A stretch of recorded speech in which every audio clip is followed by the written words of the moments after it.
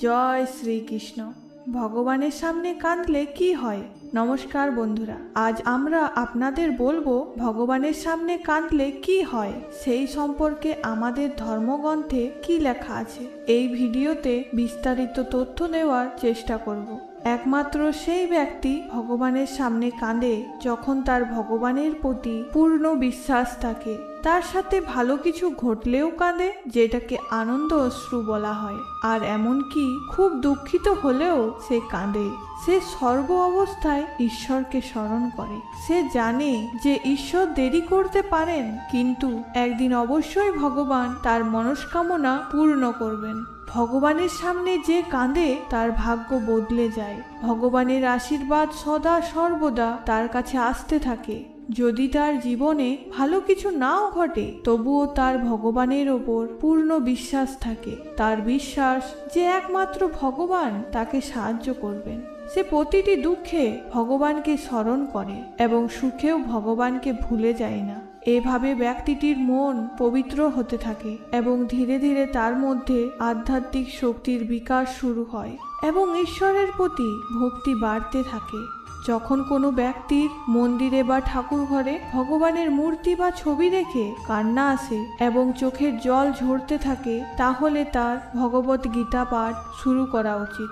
এতে করে সে খুব কম সময়ের মধ্যে জীবনের খারাপ সময় থেকে বেরিয়ে আসতে পারবে। কারণ একজন দুঃখী ব্যক্তি যখন ভগবত গীতা পাঠ করে, তখন খুব শীঘ্রই ভগবান তাকে সঠিক পথ দেখিয়ে দেন। শুধুমাত্র তাকে একটু ধৈর্য রাখতে হবে। ঈশ্বর অবশ্যই আমাদের মনের সব দুঃখ কষ্ট জানেন। তিনি তো অন্তর্যামী। যদি কেউ নিয়মিতভাবে ভাগবত গীতা পাঠ করে, তবে তার জীবনে অবশ্যই সুখ শান্তি ফিরে আসে। জীবনে যত বড়ই বিপদ আসুক না কেন, ভগবান তার সঠিক সময়ে অপসারণ করবে।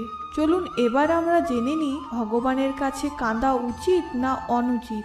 সনাতন ধর্মে বিশ্বাসী প্রত্যেক ব্যক্তির চূড়ান্ত লক্ষ্য হলো জন্ম মৃত্যু থেকে মুক্তি লাভ। কিন্তু আমরা এর ঠিক উল্টোটা করি। ভোগ বিলাস কামিনী কাঞ্চনকে আমরা আমাদের জীবনের একমাত্র লক্ষ্য নির্ধারণ করেছি। প্রতিটি মানুষ চায় জীবিত অবস্থায় যেন পৃথিবীর সমস্ত সুখ ভোগ করতে পারে এবং তিনি মৃত্যুর পরে যেন স্বর্গে যেতে পারেন। তাই জীবিত অবস্থায় সমস্ত সুখ লাভের জন্য ঈশ্বরের কাছে প্রার্থনা শুরু করে। সে দুনিয়ার সব সুখ পেতে চায়। কিন্তু প্রত্যেক মানুষের মনে রাখা উচিত, ভক্তের জীবন ধারণের জন্য যেটুকু অন্ন বস্ত্রের প্রয়োজন, কেবলমাত্র সেইটুকু পূর্ণ করা ঈশ্বরের কর্তব্য বা দায়িত্ব হতে পারে, এর বেশি না। আমাদের ভোগ বিলাসের সমস্ত ইচ্ছা পূর্ণ করা ওনার দায়িত্ব নয়। আমরা যদি আমাদের অনেক ইচ্ছা পূর্ণ করতে চাই, তবে আমাদেরকে সেই অনুযায়ী কাজ করতে হবে, পরিশ্রম করতে হবে।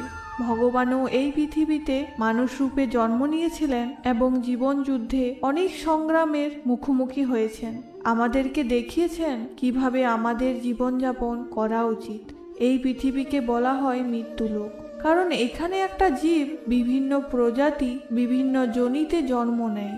এখানে 84 লক্ষ প্রজাতি 84 লক্ষ যোনি রয়েছে, যার মধ্যে মানুষ সর্বশ্রেষ্ঠ প্রজাতি, সর্বশ্রেষ্ঠ যোনি। অনেক কষ্টের পর এবং অনেক যোনিতে বিচরণ করার পর ভগবানের কৃপায় মানুষ জন্ম পাওয়া যায়।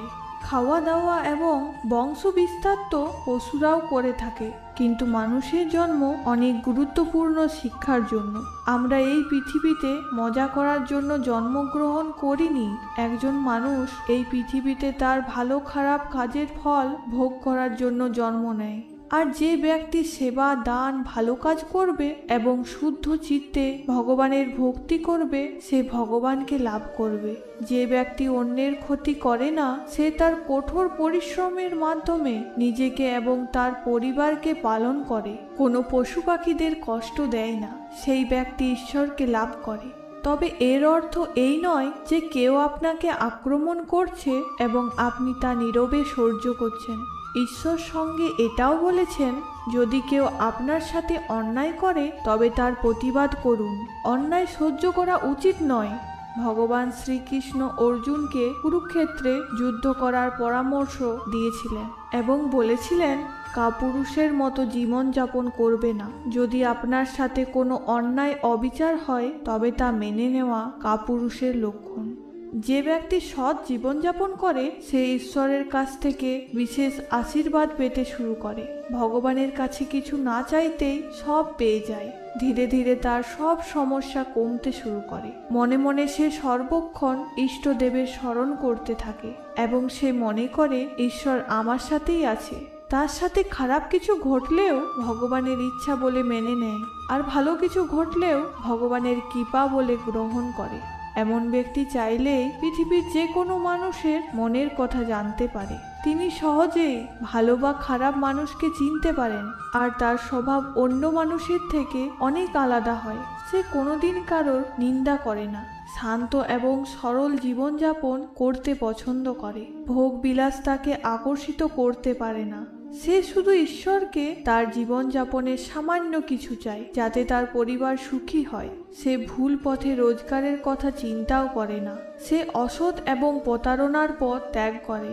প্রতিটি মানুষ অবশ্যই তার ইষ্টদেবকে প্রার্থনা করে, আর যখন সে মন্দিরে যায় অথবা সে যখন ঠাকুর ঘরে ঈশ্বরের উপাসনা করে তখন তার মনে অনেক ধরনের ভালো মন্দ চিন্তা আসে এবং সে তখন নিজেকে কন্ট্রোল করতে পারে না, আর কান্না এসে যায়। সে তার কষ্টের কথা ভেবে দুঃখ পায়। সে তখন চোখের জল আর থামাতে পারে না। তিনি ঈশ্বরের সামনে কাঁদতে শুরু করে এবং এটা একটা শুভ লক্ষণ, কারণ আপনি ঈশ্বরের কাছে আপনার দুঃখের কথা বলছেন। অন্যদের কাছে বললে আপনার সাহায্যের বিনিময়ে আপনার কাছ থেকে অনেক কিছু পেতে চাইবে এবং আপনাকে সারা জীবনের জন্য প্রতিদানের বোঝা বইতে হতে পারে। দুঃখের সময় ভগবানই কোনো না কোনো রূপে আপনাকে অবশ্যই সাহায্য করবে। তাই আমাদের উচিত কেবলমাত্র ভগবানের কাছে নিজের দুঃখের কথা বলা এবং আপনিও ঈশ্বরের সামনে কাঁদতে পারেন, কারণ তিনি আপনার কষ্ট বুঝবে এবং অন্য লোকেদের মতো আপনাকে নিয়ে মজা করবে না। ঈশ্বর আমাদের দুঃখ দূর করে দেবেন।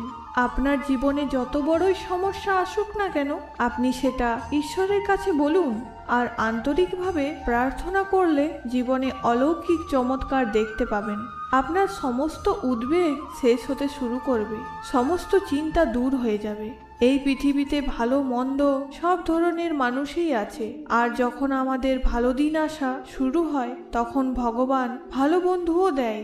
বন্ধুরা, এতক্ষণ ভিডিওটি দেখার জন্য আপনাকে অসংখ্য ধন্যবাদ। ভগবানের কাছে প্রার্থনা করি আপনারা ভালো থাকুন, সুস্থ থাকুন এবং ভগবানের প্রতি মনোনিবেশ করুন। আশা করি ভিডিওটি আপনাদের সবার ভালো লেগেছে। যদি আপনাদের ভালো লেগে থাকে তাহলে লাইক করুন এবং আপনার বন্ধুদের সাথে শেয়ার করুন। আপনি যদি ভগবান শ্রীকৃষ্ণের প্রকৃত ভক্ত হয়ে থাকেন তাহলে অনুগ্রহ করে কমেন্ট সেকশনে জয় শ্রীকৃষ্ণ লিখে অবশ্যই কমেন্ট করুন। আর হ্যাঁ,